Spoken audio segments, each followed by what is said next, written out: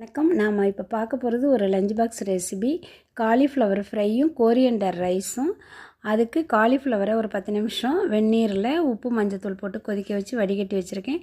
அதுக்கு கொஞ்சம் மிளகாய்த்தூள், கொஞ்சம் இஞ்சி பூண்டு பேஸ்ட்டு, தேவையான அளவு உப்பு, ஒரு 1½ ஸ்பூன் கார்ன்ஃப்ளவர், ஒரு ஸ்பூன் அரிசி மாவு, இதெல்லாம் போட்டு கலந்து ஒரு 10 நிமிஷம் ஊறிக்கிட்டு இருக்கட்டும். இப்போ கொத்தமல்லியோட ஒரே ஒரு பச்சை மிளகாய், ஒரு துண்டு இஞ்சி, ஒரு 3-4 பூண்டு பல், கொஞ்சம் ஜீரகம், தேவையான அளவு உப்பு, கொஞ்சம் புளி போட்டு நல்லா அரைச்சி ஒரு பேஸ்ட் பதத்துக்கு எடுத்து வச்சுக்குவோம். இப்போ தாளிக்கிறதுக்கு 1 ஸ்பூன் எண்ணெய், 1 ஸ்பூன் நெய் போட்டு கடுகு, ஜீரகம், கடலைப்பருப்பு இதை போட்டுக்கலாம். காஞ்ச மிளகாய் போட்டு தாளிக்கலாம். வேர்க்கடலையை வறுத்து அதையும் போட்டுக்கலாம். ஆனால் குழந்தைங்க சாப்பிட்ற மாதிரி இருந்தால் போட்டுக்கலாம்.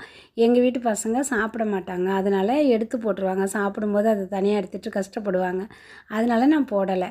இதை நல்லா பச்சை ஸ்மெல் போகிற வரைக்கும் நல்லா வதக்கிட்டு நம்ம சாப்பிட்ற அரிசி போட்டு தான் வடித்து வச்சுருக்கோம். பாசுமதி ரைஸ் வேணும்னா போட்டுக்கலாம்.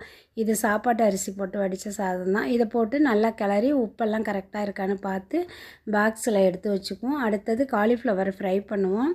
காலிஃப்ளவர் ஃப்ரை பண்ணுறதுக்கு எண்ணெய் சட்டியில் எண்ணெய் ஊற்றி அந்த காலிஃப்ளவருக்கு ஊறிக்கிட்டு இருக்கிறதை எடுத்து போட்டு நல்லா முருகலாக கிறிஸ்பியாக பொரித்து எடுத்து வச்சுட்டு, அதோட கொஞ்சம் மாம்பழம் இருந்தது, அதையும் கட் பண்ணி ஸ்நாக்ஸுக்கு எடுத்து வச்சுருக்கோம். இந்த ரெசிபி பிடிச்சிருந்தால் லைக் பண்ணுங்கள், ஷேர் பண்ணுங்கள், கமெண்ட் பண்ணுங்கள். வீனிக்ஸ் பெண்கள் யூடியூப் சேனலுக்கு சப்ஸ்கிரைப் பண்ணுங்கள்.